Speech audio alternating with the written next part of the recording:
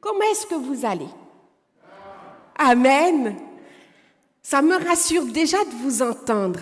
Vous savez, je suis stressée de parler, mais quand je parle de Dieu, ça y est, les choses vont mieux parce que Dieu me rassure. J'aimerais parler ce matin de Dorcas. Dorcas, son récit m'a touchée. Et ce récit est tellement représentatif de ce que Jésus a fait pendant ces 3 ans et demi sur terre que je me suis dit, Dieu m'a vraiment mis à cœur de parler de cette personne, Dorcas. Dorcas, une femme, d'après ce que le récit nous dit, qui aime les gens. Dorcas, une femme qui fait du bien autour d'elle. Bizarrement, si on reprend le récit, Dorcas, on ne parle pas d'elle, de son vivant. Ce n'est que quand elle part, quand elle est partie, qu'on témoigne. C'est bizarre, n'est-ce pas? Pourquoi est-ce que dans notre société, il faut attendre que la personne parte pour témoigner? Pourquoi est-ce que constamment, nous devons rendre hommage? Pourquoi est-ce que les choses ne sont pas faites du vivant de Dorcas?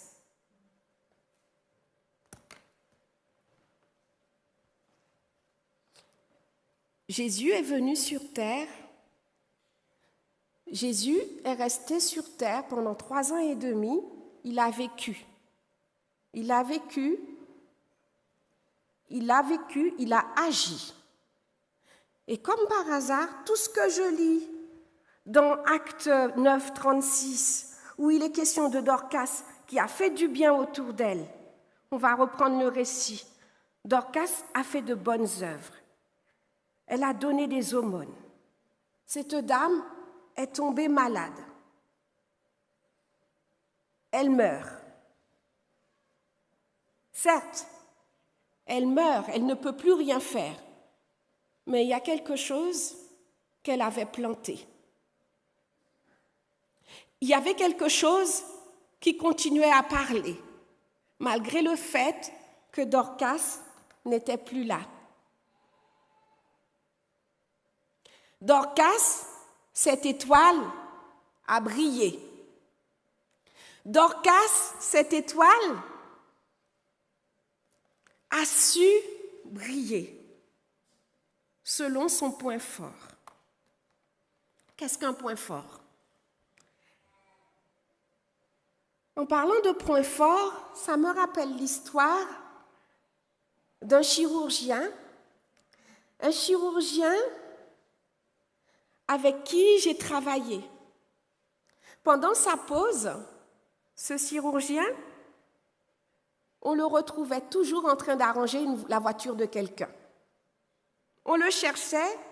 Pendant la pause, il y en a qui prennent un petit café. Mais lui, il était en train de donner un coup de main, en train d'arranger une voiture.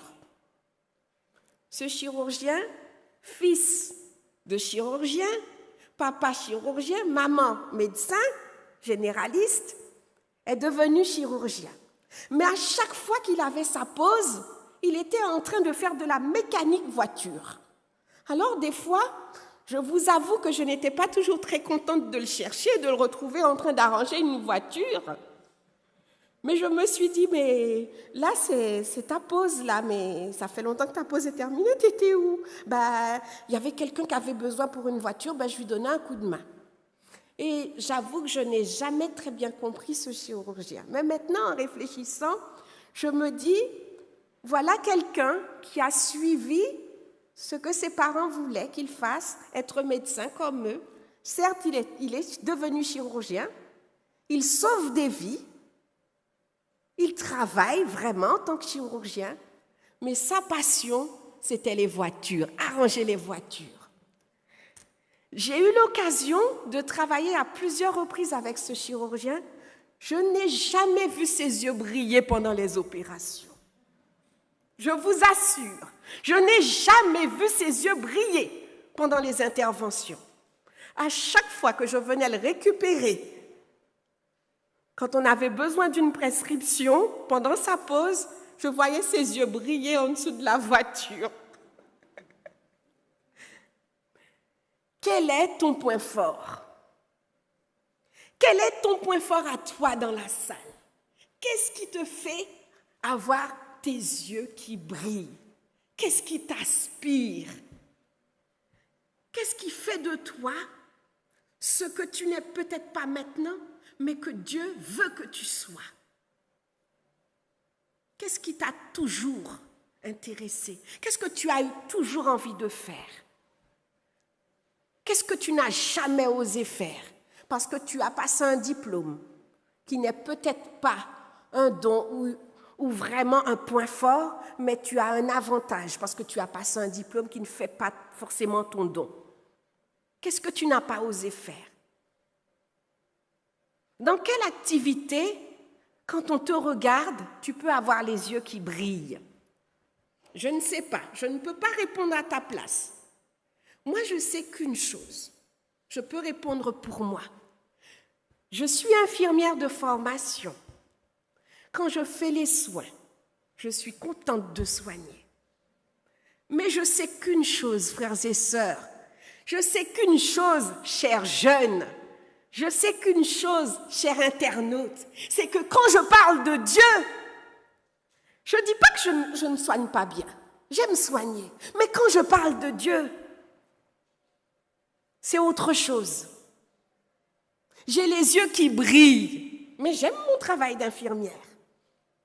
J'ai les yeux qui brillent parce que je suis amoureuse de Dieu. J'aime témoigner de ce que Jésus a fait pour moi. Je ne peux pas vous dire que je viens ce matin prêcher parce que je ne sais pas prêcher. Mais par contre, je suis sûre d'une chose. J'aime témoigner de ce que Dieu a fait pour moi. J'aime témoigner de ce que Dieu a fait pour moi. Dorcas n'avait pas prêché. Mais Dorcas a fait quelque chose qu'elle aimait faire. Quelque chose qui faisait briller ses yeux. Dorcas s'intéressait aux femmes qui avaient perdu leur mari, des femmes en difficulté. Elle leur confectionnait des vêtements. Elle les aidait. Et ça, c'était son dada, comme on dit. Et ça, c'était ce qu'elle aimait faire. Parce que quand on fait quelque chose qu'on aime faire, on ne peut pas ne pas être productif. Amen? On ne peut pas ne pas être productif parce qu'on aime ce qu'on fait. Je ne parle pas de la profession que vous exercez. Parce que tout le monde peut se retrouver à exercer une profession parce qu'on a reçu des ordres, on nous a dit qu'il fallait faire ça. Ou bien il fallait suivre la lignée. Ton papa est boulanger, ben tu es obligé de reprendre le commerce. Je ne parle pas de ça. Je ne parle pas de ça. Mais je parle de ce qui fait briller les yeux. De l'activité que Dieu, le don, l'activité, le talent que Dieu a enfui en chacun de nous. Chacun est différent. Chacun est différent. Dorcas, elle savait coudre. Moi, je ne sais pas coudre. Pourtant, j'aimerais bien apprendre à coudre. Je ne sais pas coudre. Il y en a d'autres qui savent chanter. Ce ne sont pas des chanteurs. Mais on sent que quand ils prennent un micro, ils ne savent pas prêcher, hein, mais quand ils prennent un micro, le message est passé. Amen? Quand ils prennent un micro, on sait que ce ne sont pas des chanteurs, mais le message est passé.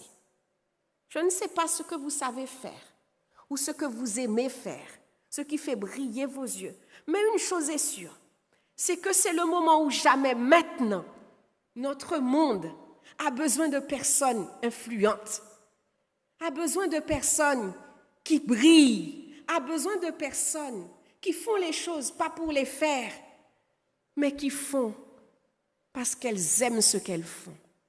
Notre monde a besoin. Notre monde a besoin aujourd'hui plus que jamais de sentir voir quelqu'un impacté, voir quelqu'un influencé. L'évangile sera prêché. Pas forcément dans nos églises, parce qu'il y en a beaucoup qui ne viendront peut-être pas à l'église.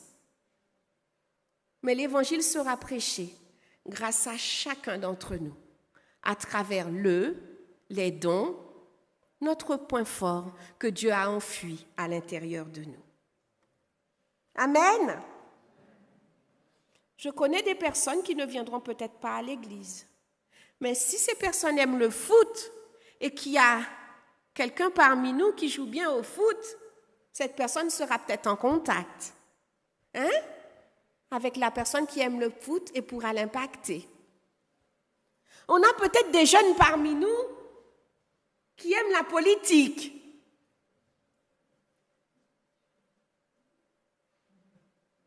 Chers jeunes, il faut suivre votre cœur. Chers jeunes, Jésus-Christ a impacté son monde pendant les 3 ans et demi qu'il était sur terre. Dorcas a impacté son monde pendant qu'elle était en vie. Elle a impacté son monde tellement que même après sa mort, son impact a continué à fonctionner. Amen. Je ne connaissais pas Dorcas, moi, vous non plus. Mais tellement qu'elle a impacté, son récit nous touche maintenant.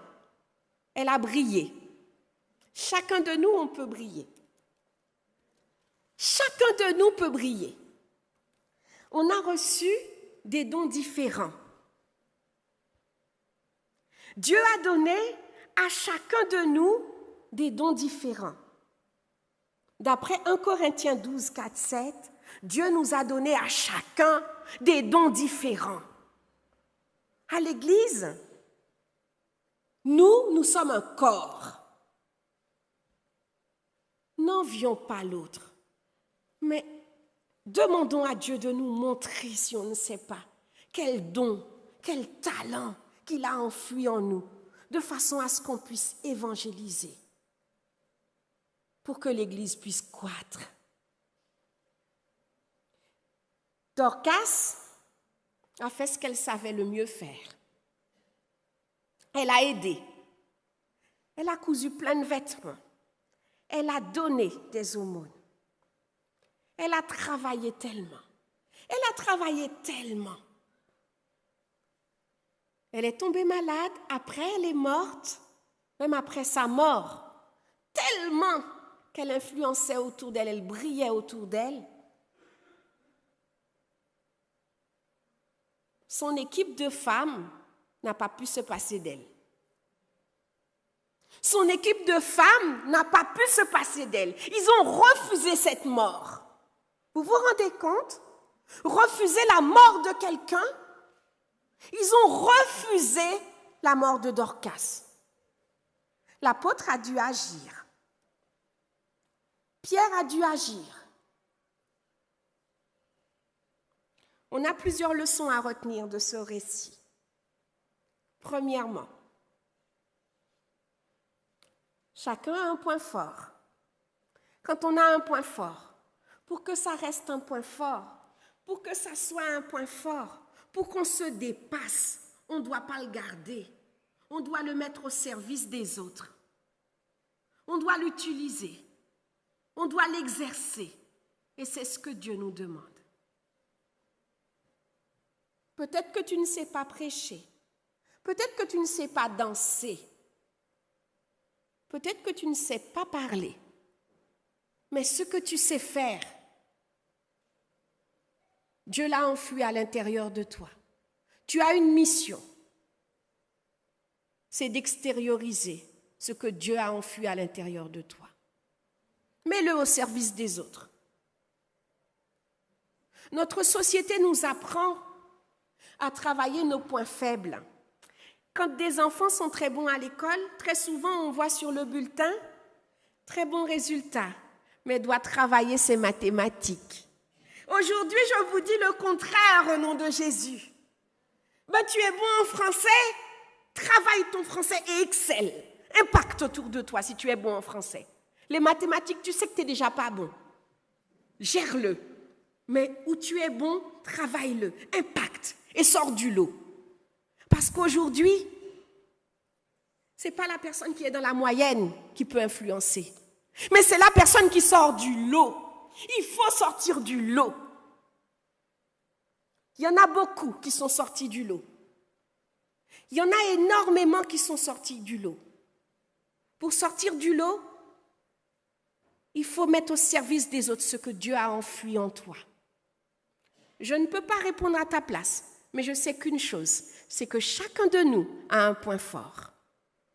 Et pour que l'Église puisse grandir, chacun doit mettre ce point fort au service de l'autre. Pas forcément à l'Église, peut-être dans ton travail, peut-être à l'école, peut-être au lycée, peut-être au collège. Ça, c'est ton affaire avec Dieu. Mais, rappelle-toi, comme Dorcas, tu es une étoile. Une étoile, son boulot, c'est briller. Alors toi, ton job, brille pour le Seigneur. Que Dieu vous bénisse.